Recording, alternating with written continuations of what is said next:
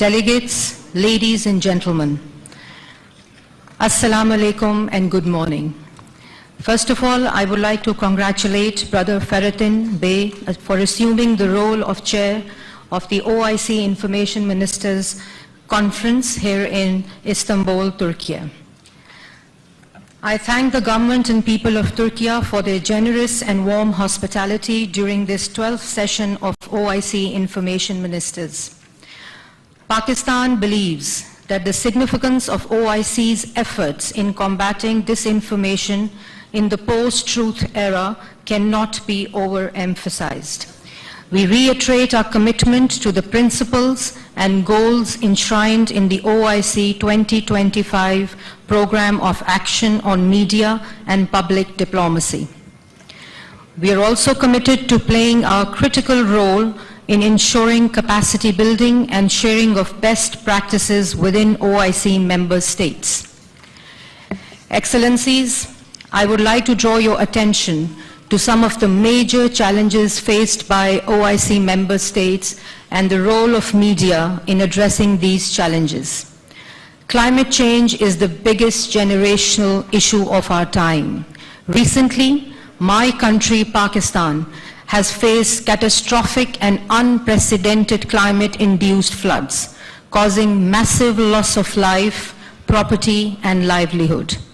With over 1/3 of Pakistan's land underwater, more than 33 million people affected, over 1 million homes damaged, and over 500,000 people forced to move to relief camps. Climate-induced floods have resulted in losses estimated at $40 billion. With the Prime Minister of Pakistan leading from the front, the government of Pakistan has undertaken extensive operations for relief, recovery, and rehabilitation in the flood-affected areas. We are grateful to the international community, in particular OIC countries, for their invaluable contributions to the flood relief efforts. I would like to specially highlight extensive and multi-pronged assistance given by the Republic of Turkey under the President Erdogan's leadership. The catastrophic floods in Pakistan are a perfect example of the climate injustice many countries face today. Many member states of OIC, like Pakistan and Nigeria recently, are amongst the most climate vulnerable countries in the world, even though our carbon emissions are negligible. Media in the OIC member states has a responsibility to highlight and underscore the importance of urgent, unified, and decisive action by the international community to combat climate change and enhance climate financing geared to building the necessary resilience, especially in vulnerable development countries. Ladies and gentlemen, the abhorrent phenomena of Islamophobia is not abating. Personal choices and fundamental freedoms are being constrained by denying religio-cultural symbols of faith. In our region, South Asia, hate speech and hate crimes against Muslims remain a source of increasing concern. Despite our efforts to the contrary, there has been a constant rise manifested in mob lynching, pre-planned communal riots, and negative portrayal in electronic and social media in India. We must intensify our efforts to combat Islamophobia. As a representative of the collective aspirations of Muslim Ummah, OIC is uniquely poised to lead this endeavor and must throw its full political and economic weight and clout in protecting the fundamental rights of Muslims and interests of Muslim minorities across the globe. In this respect, let me put forward a few observations and recommendations. Information colonialism has to be fought, and a new independent information regime has to be established. It is the deliberate use of instruments of information control that define perceptions about Islam and Muslims. Many Muslim countries now have independent media which has made inroads into people's mind about stereotyped image of Islam. But more needs to be done in terms of creating information synergies among the Muslim states. The Muslim states also have to look within and tackle those currents and trends at home that feed misperceptions about Islam and the Muslim societies. More democracy, more public participation, more inclusivity, and focus on freedom of speech that is culturally sensitive and internationally projectable should be our goal to tackle the motivated misrepresentation. We must fight fake news with real news, fight bots with real people's aspirations, and fight trolls with polls. Laws are needed to identify and prosecute promoters of hate and deception. However, we must continue to uphold basic freedoms. We must capitalize on the momentum generated by the adoption of UN General Assembly resolution designating 15th March as International Day to Combat Islamophobia.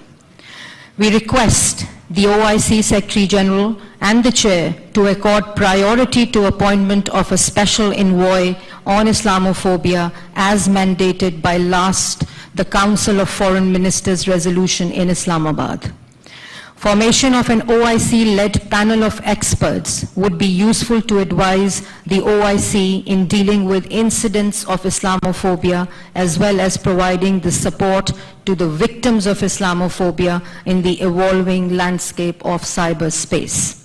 Excellencies, Pakistan pays tribute to the steadfastness of the Kashmiri and Palestinian people and calls upon the media in member states to continue providing maximum coverage to the suffering and brave struggle of the Kashmiri and Palestinian people who continue to face relentless aggression and violations of basic rights at the hands of Indian and Israeli occupation forces. Media in the OIC geography must accord priority to highlighting the systematic violations and transgressions and inform as well as educate the world on the reality and the magnitude of ensuing human rights and humanitarian crisis in occupied territories.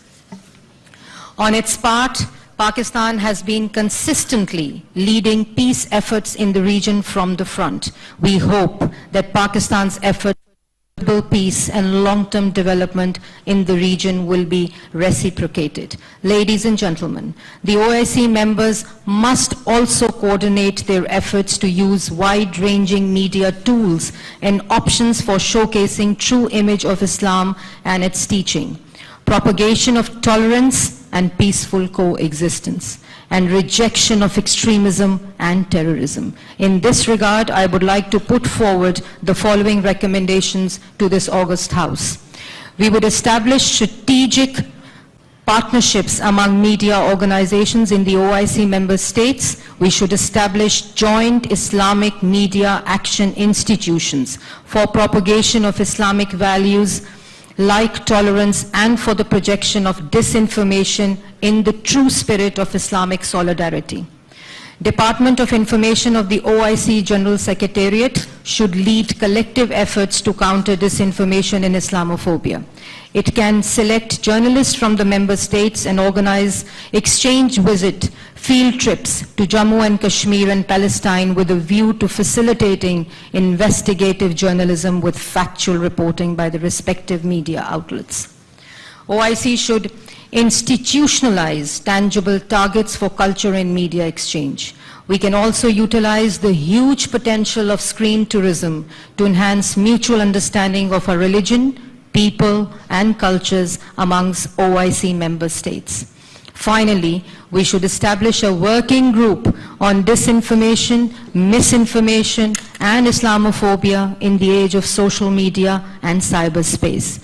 The working group may work in an intersessional mode with the objective of sharing experiences, lesson learned, and case studies. The platform could also be used for standard setting by best practices and legislation across the OIC member states.